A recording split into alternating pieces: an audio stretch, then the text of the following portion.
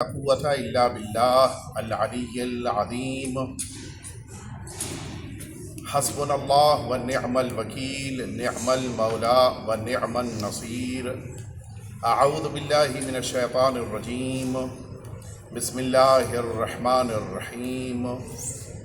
الحمد لله رب العالمين والعاقبة للمتقين، ثم الصلاة والسلام والتحية والإكرام على سيد الأنبياء والمرسلين سيدنا ومولانا أبي القاسم محمد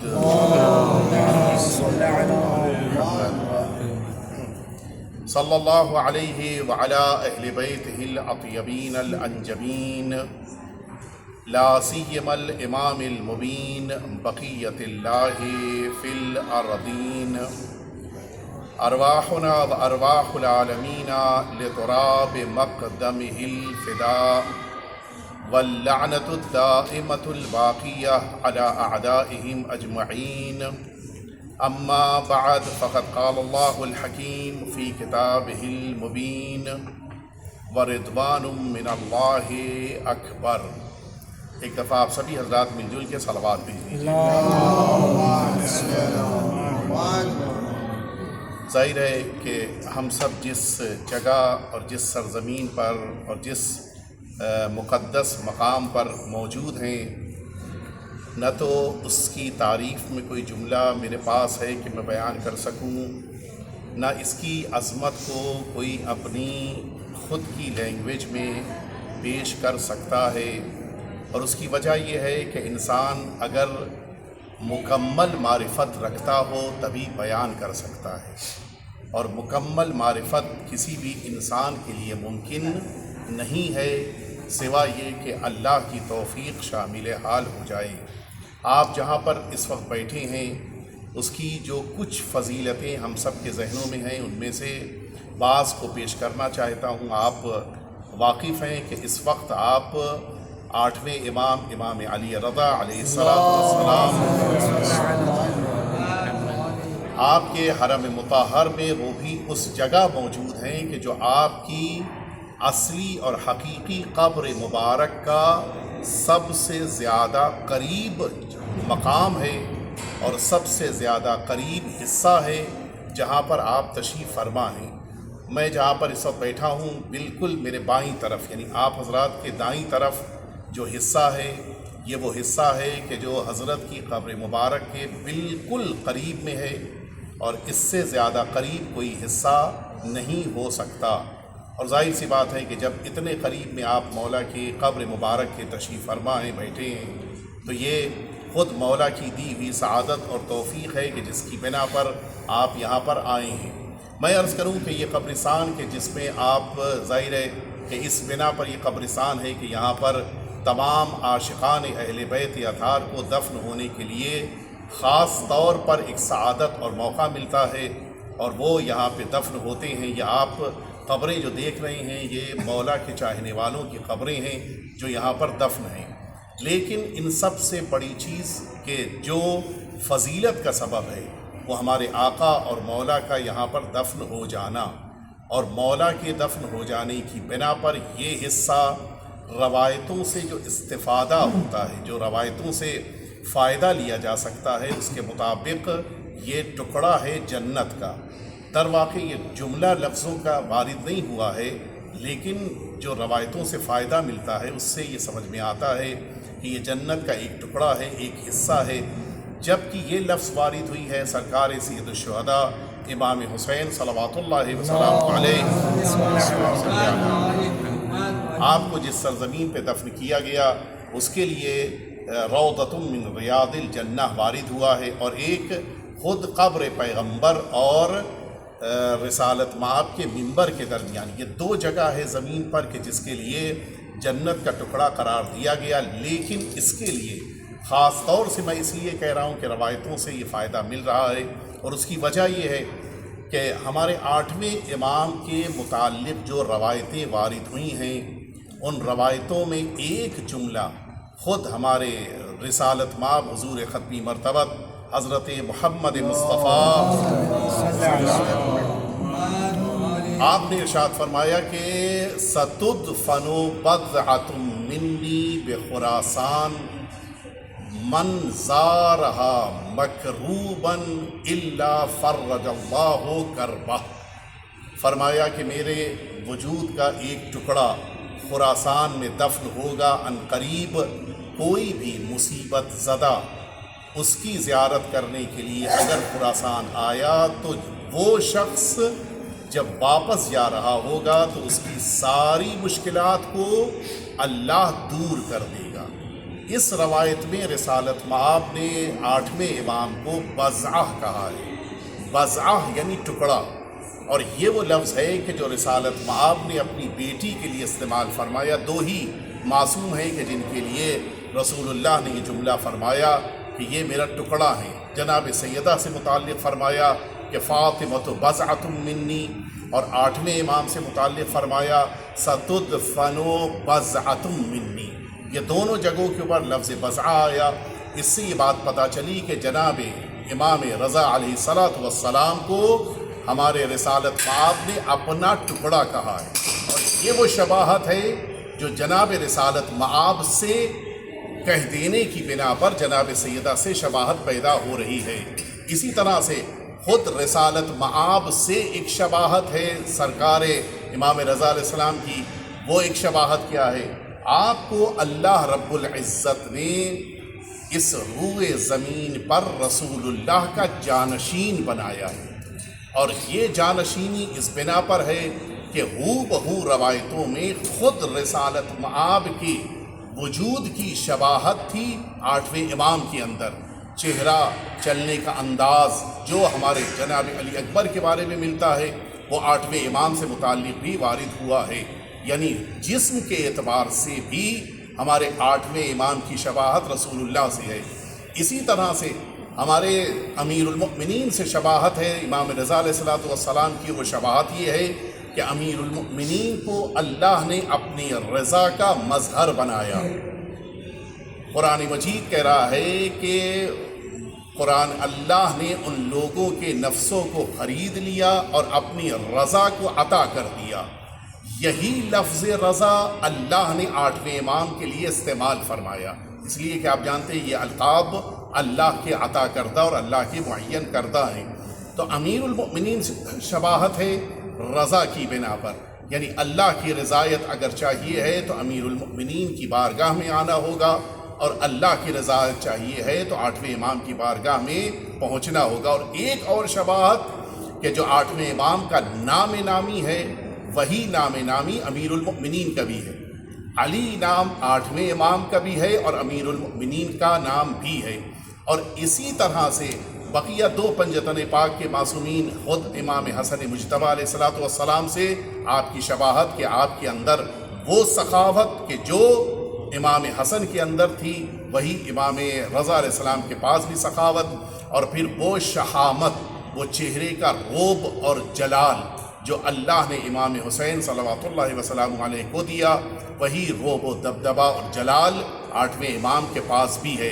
یعنی میرے ان جملوں کا خلاصہ یہ ہے، اللہ رب العزت نے اس کائنات میں اصحاب کسا پنجتن پاک کو قرار دیا، اور ان پنجتن پاک کی 5 صفتوں کو 8ویں امام کے پاس قرار دیا ہے۔ یعنی اس کے معنی ہے کہ اس وقت آپ 8ویں امام کی بارگاہ میں بیٹھے ہیں، گویا آپ پنجتن پاک کی بارگاہ میں آ کر بیٹھے ہیں، خود رسالت مآب کی بارگاہ میں ہے، امیر المؤمنین کی بارگاہ میں، جناب سیدہ کی بارگاہ میں ہے، امام حسن امام حسین کی بارگاہ میں ہے۔ اب آپ انصاف سے بتائیں، اگر آپ نے اس موقع پر یہاں بیٹھ کر 8ویں امام سے کچھ طلب کیا، گویا پنجتن پاک سے آپ مانگ رہے ہیں، خود جناب سیدہ سے مانگ رہے ہیں۔ اور یہاں پر ایک جملہ میں کہنا چاہوں گا، ظاہر ہے کہ ہمارے ساتھ ہماری محترم بہنیں بھی موجود ہیں، ہمارے محترم مائیں بھی موجود ہیں۔ خواتین کے لیے سب سے اہم مرحلہ ہوتا ہے توسل کا۔ یہ توسل کی دنیا میں سب سے بڑا توسل اگر آپ کو جناب سیدہ کی بارگاہ تک کسی بات کو پہنچانا ہے، جناب سیدہ سے اپنی کوئی بات کہنی ہے، 8ویں امام بہترین ذریعہ ہے۔ یعنی 8ویں امام کی بارگاہ میں اگر آپ نے اپنی کوئی بات، کوئی گفتگو، کوئی جملہ کہنا چاہا تو آپ ان کے حوالے کر سکتے ہیں بڑے آرام سے کہ مولا میں آپ کے حوالے کر رہا ہوں، کر رہی ہوں، اس میری بات کو آپ جناب سیدہ تک پہنچا دیں۔ ایک اس کے درمیان جو بڑی اہم بات ہے جس پر میں توجہ آپ لوگوں کو دلانا چاہوں گا، سلام کی دنیا میں بڑی اہمیت ہوتی ہے کہ سلام کون لے کر آیا۔ مثال کے طور پہ اگر آپ جب آ رہے تھے زیارت کے موقع پر، آپ سے بہتوں نے کہا ہوگا 8ویں امام سے آپ میرا سلام کہہ دیجئے گا، 8ویں امام کی زیارت میں مجھے یاد کر لی، مراد یہی ہے 8ویں امام سے میرا سلام کہہ دیجئے گا۔ آپ کی زبان کے ذریعے سے اس بامبے میں رہنے والے کا سلام پہنچا 8ویں امام تک، لیکن اگر اسی کو تھوڑا سا آپ اور بہتر بنا لیں، آپ جناب سیدہ تک سلام پہنچوائیں اور ضامن بنا دیں 8ویں امام کو، مولا آپ میری طرف سے جناب سیدہ کی بارگاہ میں سلام پہنچا دیجئے۔ اب نتیجہ کیا ہوگا؟ جناب سیدہ کی بارگاہ میں جب 8ویں امام کی زبان سے سلام پہنچے گا اور پھر جناب سیدہ کی طرف سے جب جواب ملے گا، تو کیا اس ملنے والے جواب کا دنیا کی کوئی نعمت مقابلہ کر سکتی ہے؟ بہترین طریقہ یہی ہے کہ 8ویں امام کے ذریعے سے اپنی بات کو آپ اہل بیت اطہار تک بھی پہنچا سکتے ہیں، خود 8ویں امام سے بھی آپ اپنی بات کو کہہ کر اپنی طلب کو، اپنی دعاؤں کو آپ حاصل کر سکتے ہیں۔ میں بس یہیں پر اپنی بات کو روک کر ایک واقعہ، مولانا نے کل بڑے اچھے واقعات آپ سب کی خدمت میں پیش کیے تھے۔ واقعیت یہ ہے کہ اس بارگاہ میں معجزے ہوتے ہیں، اور آپ حضرات بھی جو مسلسل زیارتوں پہ آتے ہیں، خاص طور سے یہ برادران کے جو زیارتوں کے سلسلے میں زائرین کے خدمت کا پروردگار نے جن کو موقع دیا ہے، انہوں نے بہت سارے موقعوں پر اس طرح کے واقعات سنے، دیکھے اور محسوس کیے ہوں گے۔ میں ایک واقعہ عرض کر رہا ہوں کہ جس واقعے کو یہاں کے خادم نے خود بیان کیا ہے، اور وہ واقعہ اس لیے بڑی اہمیت رکھتا ہے کہ اس واقعے کو اگر آپ بعض قرائن موجود ہیں کہ جس کو اس وقت ہی بیان کر پاؤں گا میں، ان سے محسوس ہوتا ہے کہ واقعاً یہ حقیقتاً ایک واقعہ ہے کہ جو یہاں پر یہ معجزہ رونما ہوا ہے۔ اس خادم کا بیان، اچھا وہ چیز موجود ہے، اگر آپ حضرات چاہیں تو نیٹ کے اوپر بھی آپ اس کو سن سکتے ہیں، دیکھ سکتے ہیں۔ اس خادم نے بیان کیا کہ مجھے آپ نے دیکھا ہوگا یہ سارے خادمین آپس میں رابطہ کرنے کے لیے واکی ٹاکی استعمال کرتے ہیں۔ اس کو خبر ملی کہ کسی جگہ کے اوپر مجمع بڑھتا جا رہا ہے، اور اوپر سے آرڈر دیا گیا کہ صحن انقلاب، جہاں پہ آخر میں کل ہم لوگ پہنچے تھے مولانا کے ساتھ، جہاں پہ آپ نے دیکھا ہوگا کہ وہ شفا کی جالی بھی ہے، شفا کا پانی بھی جہاں ملتا ہے، اس صحن میں صحن انقلاب میں پہنچنے کے لیے اس سے کہا گیا کہ مجمع بڑھتا جا رہا ہے، جلدی سے وہاں پہنچو۔ کہتا ہے کہ میں سمجھ گیا کہ کوئی خاص بات ہوئی ہے وہاں پر، میں بھی اس سمت میں بڑھا، بڑی مشکل سے میں اندر داخل ہوا، دیکھا مجمع کافی تعداد میں بڑھ چکا ہے، اور اس مجمع کو دیکھ کر میں سمجھ گیا کہ کوئی بڑی بات ہوئی ہے، یقیناً معجزہ ہوا ہے۔ کہا میں اپنے ظاہر ایک خادم تھا، لہٰذا مجمع کو ہٹاتا ہوا میں آگے بڑھتا گیا، میں پہنچا اس شفا کی جالی تک۔ میں نے دیکھا کہ ایک شخص ہے کہ جس کی اس بیٹی کو مولا نے معجزے کے ذریعے سے بولنے کی طاقت دی ہے، کہ جو پیدائشی طور پر گونگی تھی، بول نہیں سکتی تھی، وہ بچی بول رہی ہے، بات کر رہی ہے، اور مجمع ہے کہ ٹوٹا پڑ رہا ہے۔ بقیہ خادمین گھیرے ہوئے تھے۔ کہتا ہے کہ میں نے بھی بقیہ خادمین کے درمیان خود کو پہنچایا اور اس بچے کو اس کے والد کو گھیر لیا، تاکہ مجمع کہیں ایسا نہ ہو کہ تبرک لینے لگے اور پھر وہ مشکلات پیدا ہوں۔ کہ ہم لوگ اس باپ کو، اس کے والد کو، جو اپنے شانے کے اوپر اپنی بیٹی کو بٹھائے ہوئے تھا، اس کو لے کے تیزی سے پڑھ رہے تھے مولانا، اور جہاں پہ ہم لوگ کھڑے ہوئے تھے اس کے تقریباً تھوڑا پیچھے کے حصے میں وہ جگہ ہے کہ جہاں کے اوپر اگر معجزہ ہو جاتا ہے تو اوپر بلندی پہ لا کے پھر اس شخص کو یا اس بچے کو، بچی کو کھڑا کیا جاتا ہے تاکہ بقیہ لوگ زیارت کر سکیں۔ تو وہاں تک جانے کے لیے ایک روم ہے، وہاں سے سیڑھیاں اوپر جانا ہوتا ہے، اس روم تک ہمیں پہنچانا تھا اس کے والد کو، تاکہ جتنی جلدی ہو مجمع سے ہم اس کو دور کر سکیں۔ کہا ہم لوگ جیسے جیسے مجمع کو چیرتے ہوئے آگے بڑھ رہے تھے، والد کا عالم یہ تھا کہ زار و قطار رو تو رہا ہے، لیکن اچانک وہ کھڑے کھڑے گھوم جاتے تھے۔ ظاہر ہے کہ ہم جا رہے ہیں جب اس سمت میں، تو پیٹھ ہے حرم کی طرف، وہ گھوم جاتا تھا اور مولا کے حرم کی طرف اپنے چہرے کو کر کے گریہ کرنے لگتا تھا شدید طور پہ۔ ہم لوگ سمجھاتے تھے، پھر اس کو لے کے آتے تھے۔ ہم لوگ ابھی تک سمجھ رہے تھے کہ وہ شکریہ کے آنسو ہیں جو اس کی آنکھوں سے بہہ رہی ہیں، اور اس بنا پر وہ گریہ کرتا ہوا آگے بڑھ رہا ہے۔ کا دھیرے دھیرے بار بار یہی ہوتا تھا، 2 قدم آگے بڑھتا تھا، پھر رک جاتا تھا، پھر مولا کے حرم کی طرف رخ کر کے پھر گریہ شروع کر دیتا تھا۔ پھر ہم لوگ اس کو با فشار، بڑے طاقت کے ساتھ اس کو آگے بڑھاتے تھے، پھر وہ آگے بڑھتا تھا. ایک عجیب کیفیت تھی، ابھی تک بات سمجھ میں نہیں آ رہی تھی. جس موقع پہ ہم لوگ اس روم میں داخل ہوئے، اس کو مجمع سے بچا کے لے آئے اندر، ہم نے اس سے کہا، کہتا ہے خود یہ خادم، کہ ہم نے اس سے کہا کہ بھئی اب کیوں تم اتنا پریشان ہو رہے؟ اب تو تم مولا کے حرم میں تم شفا پا چکے ہو، تمہاری بچی کو شفا مل گئی، اب کیوں پریشان ہو؟ آپ اس کا جواب سنیں گے. اس نے کہا میں اسی لیے پریشان ہوں کہ یہ جو بچی جس کو شفا ملی ہے یہ اکیلی بچی نہیں ہے، یہ ٹوئنس ہے، اور یہ دونوں بچیاں گونگی ہیں. اور ہم لوگ اپنے وطن سے ان دونوں بچیوں کو لے کر نکلے تھے اور یہ سوچ کر نکلے تھے کہ مولا کے پاس شفا مل جائے گی، لیکن ظاہر ہے کہ یہاں کے اوپر دونوں بچوں کو ایک ساتھ بٹھانا ماں باپ کے لیے ممکن نہیں تھا. لہٰذا ہم دونوں نے طے کیا تھا کہ آدھا دن میں اپنی بچی کو لے کر بیٹھوں گا اور دوسری بچی کو لے کر آدھے وقت میں ماں بیٹھے گی. میں اس لیے پریشان ہوں کہ اس بچی کو شفا مل گئی ہے، میں جب پہنچوں گا اپنے ہوٹل مسافر خانے اور اس دوسری بچی کے پاس یہ خبر پہنچے گی کہ ایک بچی کو شفا مل گئی ہے، اس پہ کیا گزر جائے گی. اس کے لیے تو بہت بڑی مصیبت کی بات ہے کہ میں یہ سوچ کے رو رہا ہوں کہ مولا مجھے پتہ ہوتا تو میں اپنی اس دوسری بیٹی کو بھی ساتھ میں بٹھا کے رکھتا تاکہ اسے بھی شفا مل جاتی. کہتا ہے خادم کہ میں نے ان کو سمجھایا کہ کیوں پریشان ہوتے ہو، جو مولا نے اگر ایک بیٹی کو شفا دیا ہے انشاءاللہ لے کر آؤ، اگلے ٹائم دوسری بیٹی کو بھی شفا ملے گی. کہا ہم لوگ جو پروسیجر ہے پورا ریکارڈ لکھا جاتا ہے، تحریر ہوتی ہے، اس میں دستخط ہوتی ہے، سارے کام مکمل کیے ہم لوگوں نے، لا کے مجمع کو زیارت بھی کرائی. اس کے بعد پھر باقاعدہ پروٹوکول ہوتا ہے، اس میں یہ سارے خادمین میں سے کچھ منتخب کیے جاتے ہیں، وہ پہنچاتے ہیں جہاں پہ قیام ہو. کا ہم لوگوں نے باقاعدہ حرم کی گاڑی میں اس کو بٹھایا، لے کے مسافر خانے اس کے ہوٹل کی طرف گئے. جیسے جیسے ہوٹل کے قریب پہنچ رہے تھے عجیب عالم تھا. وہ شخص تو بالکل پریشان ہوا جا رہا تھا کہ میں کیسے اپنی زوجہ، اپنی اس بچی سے کہ جو ہوٹل میں رہ گئی تو اس سے ملاقات کروں گا. اور ادھر مجمع یہ تھا کہ جو بڑھتا جا رہا تھا. ابھی تک ہم لوگ نہیں سمجھ پا رہے تھے یہ مجمع کیوں بڑھ رہا ہے. کہ اب جو ہم لوگ ہوٹل پہنچے وہاں دیکھا کہ کثیر تعداد میں مومنین جمع ہیں. پوچھا کیا ہوا؟ کہ پتہ نہیں کچھ خاص بات اندر ہوٹل میں ہوئی ہے. سنیں گے آپ لوگ. کہا جس موقع کے اوپر ہم لوگ ہوٹل میں داخل ہوئے دیکھا نیچے کی لابی میں اسی بچی کی ماں بیٹھی ہوئی ہے اور اس کے بغل میں وہ دوسری بچی کے جو رہ گئی تھی ہوٹل میں وہ بیٹھی ہے. اور اس وقت کے جس وقت ہم لوگ اندر داخل ہوئے پتہ یہ چلا کہ جس بچی کو حرم میں مولا نے شفا دی تھی اس کی اس دوسری جڑواں بہن کو اسی جگہ پر اسی ہوٹل میں مولا نے خود آ کر شفا دی تھی. مولا اتنے کریم ہے، اگر اس وقت حرم میں نہیں بھی ہے تب بھی مولا اس کو شفا عطا کر رہے ہیں. حقیقت یہ ہے کہ امام رضا علیہ السلام کے القاب میں جو یہ لقب رؤوف قرار دیا ہے یہ بقیہ معصومین کے درمیان ایک منفرد معنی رکھتا ہے. وہ معنی یہی ہے سب سے زیادہ محبت کرنے والے، سب سے زیادہ رأفت اور محبت رکھنے والے. حقیقت یہ ہے آٹھویں امام کو جو ایک محبت ہم سبھی سے ہے.